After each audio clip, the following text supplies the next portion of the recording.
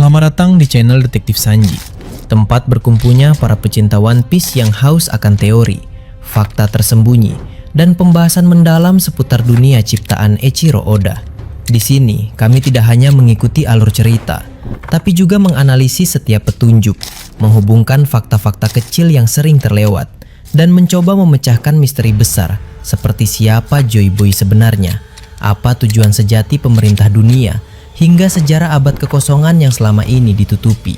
Setiap video di channel ini disusun dengan riset yang mendalam, sudut pandang kritis, dan tentunya semangat nakama sejati.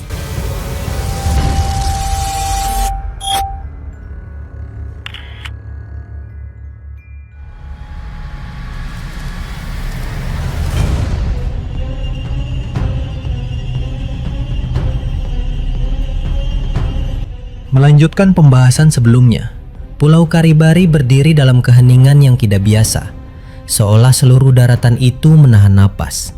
Angin laut berembus pelan, namun terasa berat, membawa firasat buruk yang tidak dapat dijelaskan dengan kata-kata. Sosok yang selama ini menjadi pilar kekuatan pulau tersebut kini telah pergi. Dracul Mihawk, pendekar pedang terkuat di dunia, tidak lagi berada di Karibari.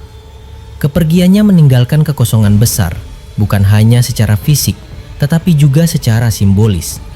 Tanpa Mihawk, Pulau Karibari terasa telanjang, rentan, dan menjadi sasaran empuk bagi siapapun yang berniat menguji kekuatan Cross Guild. Kepergian Mihawk bukan tanpa alasan. Jauh di lautan dunia baru, sebuah pulau bernama Hachinosu telah berubah menjadi medan perang yang brutal. Di sanalah Shanks dan sekutunya terjebak dalam pusaran konflik yang semakin menggila. Aliansi bajak laut Kurohige terus berdatangan tanpa henti, seolah dunia kegelapan mengerahkan seluruh pasukannya dalam satu waktu. Setiap kapal yang tiba membawa ancaman baru. Setiap sosok yang turun ke daratan adalah monster dengan reputasi mengerikan. Tekanan yang dihadapi Shanks dan para sekutunya semakin berat, hingga batas kewarasan pun mulai diuji. Di antara deretan nama yang muncul dari aliansi Kurohige, terdapat dua figur yang membuat sejarah lama kembali menghantui dunia. Keduanya adalah mantan kru bajak laut Rocks. Pertarungan sengit antara sosok itu dan Garp telah berakhir dengan kemenangan Garp. Namun dampaknya masih terasa di seluruh pulau.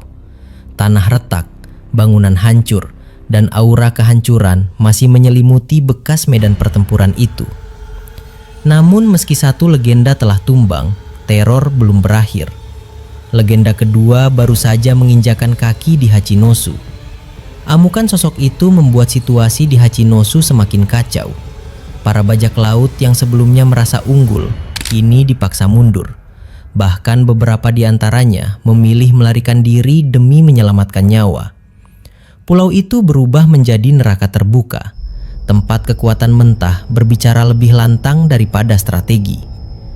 Kabar tentang kekacauan tersebut akhirnya mencapai Mihawk melalui Rockstar, salah satu kru inti bajak laut rambut merah. Laporan itu singkat namun padat, cukup untuk menggambarkan betapa gentingnya situasi di Hachinosu. Tanpa banyak pertimbangan, Mihawk mengambil keputusan untuk bergerak. Keputusan itu bukan sekedar dorongan emosional atau keinginan untuk bertarung. Ada alasan yang jauh lebih dalam, sebuah ikatan yang tidak diketahui banyak orang.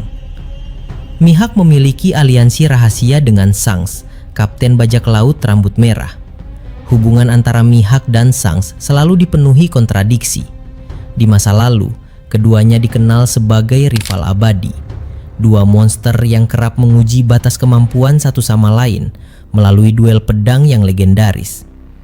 Namun di balik pertarungan tersebut, terjalin rasa saling menghormati yang sangat dalam.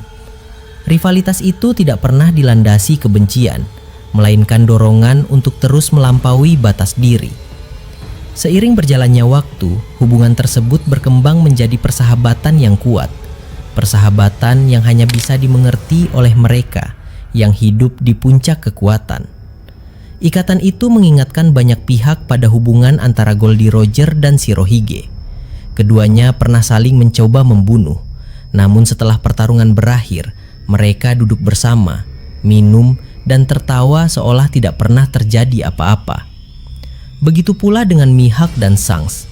Maka tidak mengherankan jika Mihak memilih untuk membantu ketika Sangs berada dalam posisi sulit. Aliansi rahasia itu bukanlah hal baru, melainkan hasil dari keputusan besar yang diambil bertahun-tahun silam. Perjalanan menuju Pulau Hachinosu bukanlah perjalanan singkat. Meski Karibari dan Hachinosu sama-sama berada di dunia baru, jarak yang memisahkan keduanya tetap berbahaya dan penuh risiko. Banyak wilayah laut harus dilewati, masing-masing dengan ancaman tersendiri. Untuk mempercepat perjalanan, Mihak memutuskan menggunakan kapal milik Cross Guild. Kapal itu besar, kokoh, dan dirancang untuk melintasi lautan paling ganas sekalipun. Namun satu hal yang selalu mengganggu pikiran Mihak adalah desain bagian depan kapal tersebut. Kepala badut yang mencolok dan terasa tidak selaras dengan prinsipnya sebagai pendekar pedang. Meski rasa tidak suka itu jelas, Mihak tetap naik ke kapal tersebut. Kecepatan adalah prioritas utama. Sang jurumudi yang mendampingi dikenal sebagai salah satu yang terbaik, mampu membaca arus laut dan cuaca dengan presisi tinggi. Dengan kemampuannya, perjalanan yang seharusnya memakan waktu sangat lama dapat dipersingkat secara signifikan. Sang jurumudi sempat berkomentar bahwa kapal kecil pribadi milik Mihak tidak layak untuk perjalanan sejauh itu. Pernyataan tersebut disambut dengan ketenangan khas Mihak. Baginya, kemampuan sebuah kapal tidak hanya ditentukan oleh ukurannya, melainkan oleh siapa yang mengendalikannya.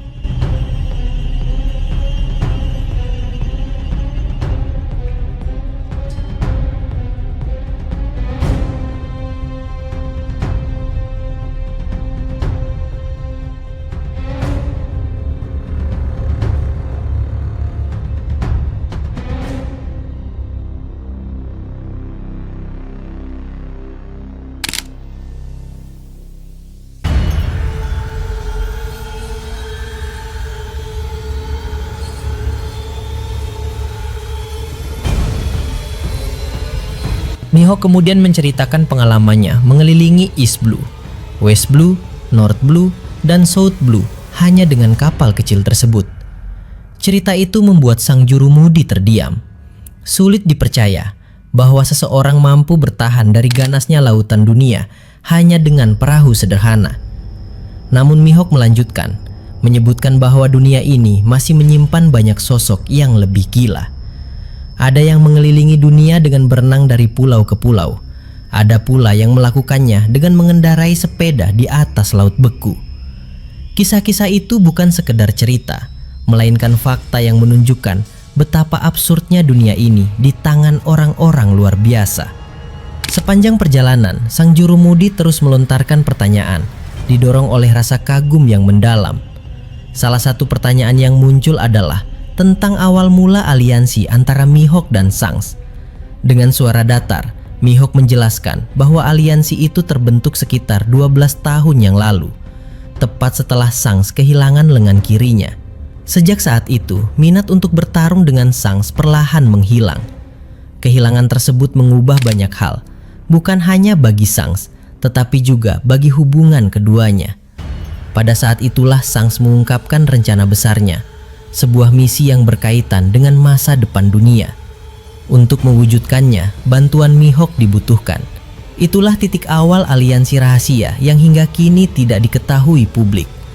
Penjelasan itu membuat banyak kejadian di masa lalu terasa masuk akal, termasuk sikap Mihok yang menolak bertarung melawan Sangs saat perang besar 2 tahun lalu. Keputusan itu bukanlah tanda ketakutan, melainkan bukti dari ikatan yang tidak terlihat. Ketika ditanya apakah misi besar tersebut berkaitan langsung dengan bajak laut Kurohige, Mihok hanya menyebut bahwa konflik itu hanyalah salah satu langkah kecil dari rencana yang jauh lebih besar. Jawaban singkat tersebut justru menimbulkan kesan mengerikan, seolah badai yang lebih dahsyat masih menunggu di balik cakrawala. Sang jurumudi memilih untuk tidak melanjutkan pertanyaan itu, menyadari bahwa ada batas yang tidak seharusnya dilampaui. Pembicaraan kemudian beralih pada kekaguman sang jurumudi terhadap Mihok. Ia mengaku mengetahui banyak duel legendaris yang pernah terjadi, termasuk nama-nama pendekar pedang yang telah tumbang. Bahkan beberapa teknik rahasia Mihawk juga diketahui olehnya, termasuk tebasan kegelapan, jurus yang sudah lama tidak digunakan. Hal itu membuat Mihawk merasa heran. Pengetahuan sedalam itu tidak mungkin dimiliki oleh orang biasa. Dalam benaknya muncul kesadaran bahwa sang jurumudi menyimpan lebih banyak rahasia daripada yang terlihat di permukaan. Sementara Mihawk berlayar menuju medan perang berikutnya, Pulau Karibari tidak sepenuhnya terdiam. Di balik tembok markas Cross Guild, Crocodile memandang situasi ini sebagai peluang emas. Pertempuran melawan pasukan angkatan laut yang dipimpin oleh dua admiral telah mengangkat nama Cross Guild ke tingkat yang sama sekali baru. Bertahan dari tekanan sebesar itu bukanlah pencapaian kecil. Dunia kini mulai memandang Cross Guild sebagai kekuatan nyata yang tidak bisa diremehkan. Crocodile berniat memanfaatkan momentum tersebut untuk memperbesar dan memperkuat organisasi. Impian lamanya tentang utopia, sebuah tatanan dunia yang dikendalikan oleh kekuatan dan kepentingan pribadi, terasa semakin dekat untuk diwujudkan.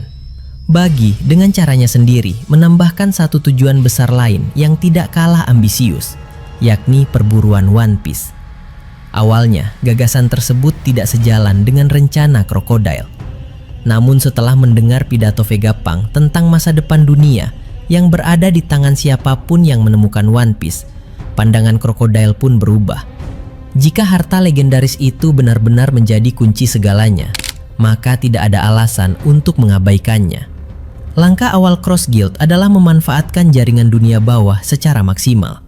Informasi menjadi senjata utama dalam perburuan One Piece. Setiap rumor, setiap bisikan, dan setiap potongan peta memiliki nilai yang tidak terhingga. Pada saat yang sama, Crocodile juga memerintahkan agar Pulau Karibari dijaga seketat mungkin. Selama Mihawk tidak berada di markas, pulau itu tidak boleh jatuh ke tangan musuh. Di sisi lain dunia, kapal-kapal angkatan laut yang sebelumnya mundur dari Karibari kini berpencar ke berbagai wilayah. Di bawah komando langsung Akainu, mereka menjalankan misi baru untuk memperkuat markas-markas cabang yang sedang diserang oleh bajak laut. Para bajak laut memanfaatkan kekosongan tersebut dengan brutal, menyerang markas yang kekurangan pasukan. Pada awalnya, dominasi sepenuhnya berada di tangan para bajak laut. Namun dengan kembalinya pasukan besar angkatan laut, keseimbangan mulai berubah. Pertempuran demi pertempuran pecah di berbagai penjuru laut, menandai dimulainya fase baru konflik global.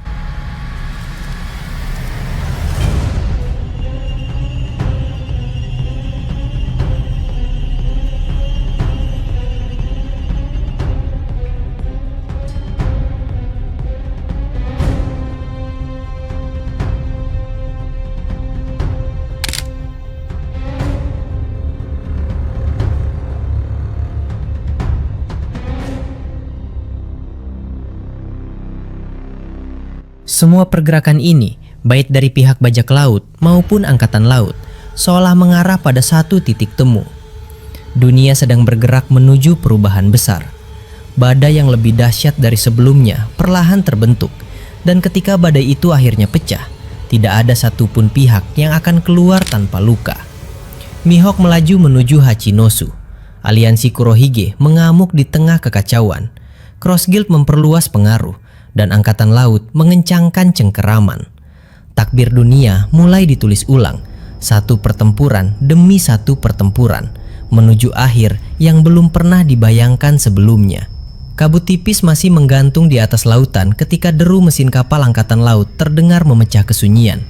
Ombak bergetar seolah merasakan kehadiran sosok berbahaya yang sedang mendekat. Tidak lama kemudian, kapal yang berada di barisan terdepan akhirnya berhenti. Dari atas dek, seorang pria bertubuh tinggi melangkah maju dengan ekspresi datar namun penuh tekanan. Dialah Admiral Ryokugyu. Markas cabang yang harus dibantunya berada sangat dekat dari posisinya, sehingga perjalanan singkat itu terasa seperti pembuka bagi badai yang lebih besar. Begitu kakinya menapak di medan pertempuran, atmosfer langsung berubah drastis.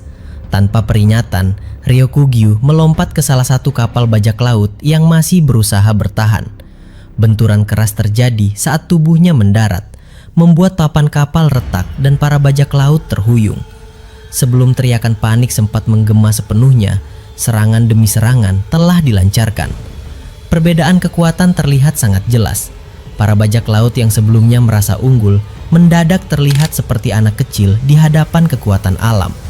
Setiap pukulan Ryokugyu menjatuhkan musuh dengan mudah, seolah perlawanan mereka sama sekali tidak berarti. Dalam waktu singkat, dek kapal dipenuhi tubuh-tubuh tak berdaya. Setelah kapal pertama dilumpuhkan, pandangan Ryokugyu beralih ke kapal lain yang mencoba menjauh. Di saat itulah kekuatan buah iblisnya ditampilkan tanpa ragu. Dari lengannya muncul akar-akar raksasa yang bergerak liar, menjalar di permukaan laut seperti makhluk hidup yang haus mangsa. Akar-akar itu melilit badan kapal bajak laut dengan kekuatan mengerikan, menariknya mendekat sedikit demi sedikit. Suara kayu berderak terdengar jelas, disertai jeritan ketakutan. Ketika jarak sudah cukup dekat, Ryokugyu mengubah satu lengannya menjadi batang pohon raksasa yang padat dan kokoh. Kemudian melapisinya dengan Busoshoku Haki. Dalam satu ayunan penuh tenaga, hantaman itu dilepaskan. Ledakan keras mengguncang laut. Kapal tersebut hancur parah dan sisa-sisa kayunya beterbangan ke segala arah.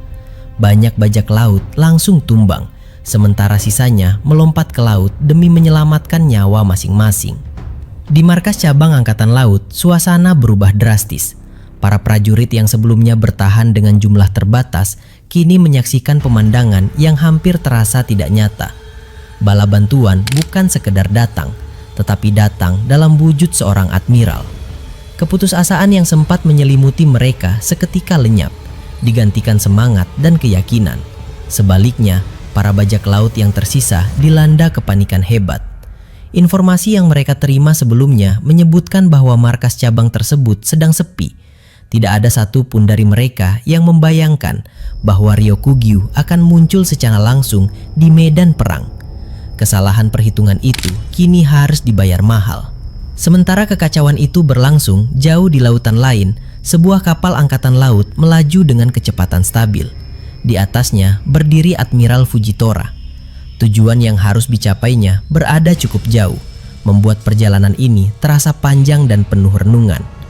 Di atas dek, Fujitora berbincang dengan salah satu bawahannya mengenai perkembangan dunia saat ini. Topik pembicaraan pun mengarah pada Cross Guild. Menurut Fujitora, organisasi tersebut tidak akan melemah setelah pertempuran sebelumnya. Justru sebaliknya, mereka akan tumbuh lebih besar, lebih berani, dan lebih berbahaya. Pada akhirnya, Cross Guild akan menjadi ancaman serius bagi keseimbangan dunia. Meski begitu, nada suara Fujitora tetap tenang. Keyakinan terpancar jelas bahwa ketika saat itu tiba, pertempuran besar tidak akan terhindarkan. Cross Guild tidak boleh dibiarkan bertindak sesuka hati, terlebih karena keberanian mereka memasang bounty bagi anggota Angkatan Laut. Tindakan itu bukan sekedar provokasi, melainkan deklarasi perang terhadap tatanan dunia. Setelah percakapan tersebut berakhir, Fujitora menghubungi Akainu melalui Denden Mushi. Pembicaraan kali ini tidak berfokus pada misi, melainkan pada kabar-kabar besar yang mengguncang dunia. Akainu menjelaskan bahwa pertempuran di Pulau Hachinosu masih berlangsung hingga saat ini. Kizaru dan pasukan lainnya belum kembali, menandakan bahwa kekacauan di sana belum mereda.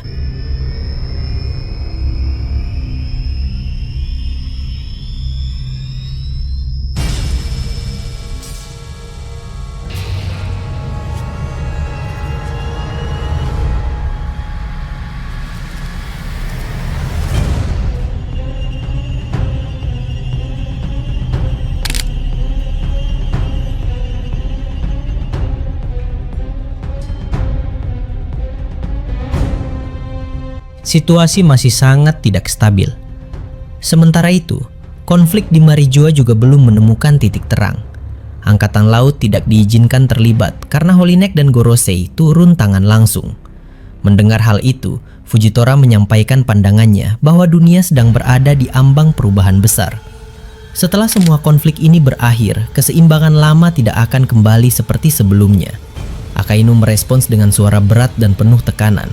Tanpa perlu diberitahu pun, perubahan itu sudah jelas terlihat. Sebagai Fleet Admiral, tanggung jawab besar berada di pundaknya. Angkatan Laut adalah kekuatan militer terbesar di dunia dan setiap keputusan yang diambil akan berdampak luas. Era kepemimpinan Akainu adalah era yang penuh tantangan. Terlalu banyak peristiwa besar terjadi secara bersamaan dan semuanya berpotensi menjadi lebih besar lagi. Strategi, keputusan, dan ketegasan akan menentukan masa depan dunia. Di tempat lain, tanah Elbaf yang dikenal sebagai dunia matahari kembali menjadi saksi pertempuran mengerikan. Di salah satu area, pertarungan antara Zoro dan Im Sama dalam tubuh Gunko masih terus berlanjut. Aura tekanan memenuhi udara. Kali ini, Zoro mengerahkan teknik Asura yang telah berkembang jauh lebih kuat dibandingkan sebelumnya. Wujud Asura muncul dengan energi yang jauh lebih stabil dan terfokus.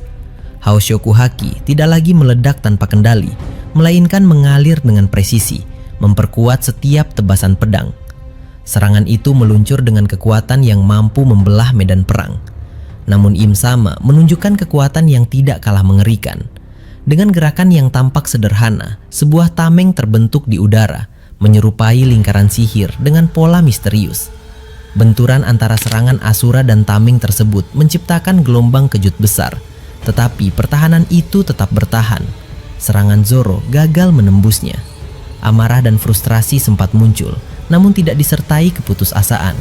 Lawan di hadapan adalah musuh terkuat yang pernah dihadapi sejauh ini.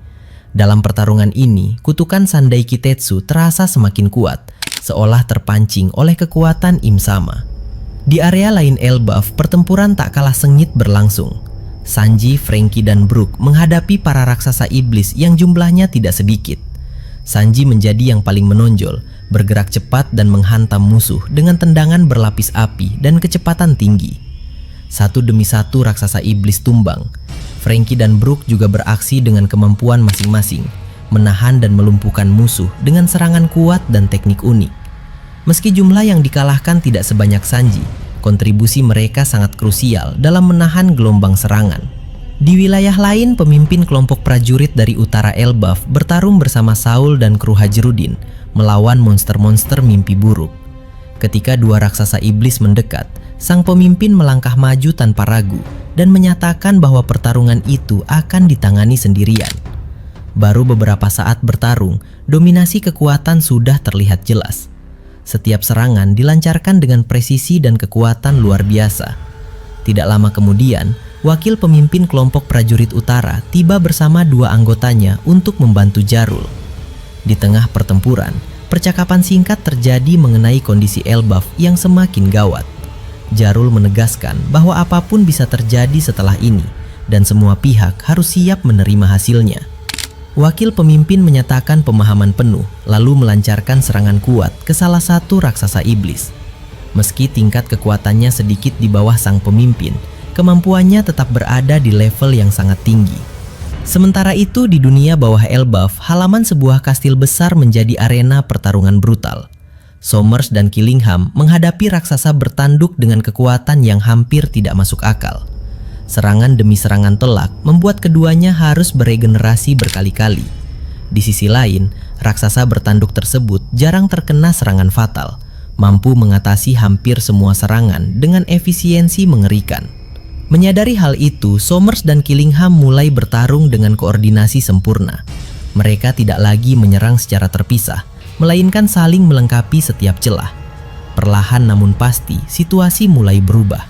Dominasi mutlak sang raksasa bertanduk mulai berkurang. Setiap serangan kini dibalas dengan perhitungan matang. Pertarungan di halaman kastil itu berubah menjadi seimbang, semakin sengit dan semakin menentukan arah masa depan Elbaf. Di berbagai penjuru dunia, pertempuran besar terus berlangsung, menandai bahwa era baru yang penuh kekacauan dan perubahan besar telah benar-benar dimulai.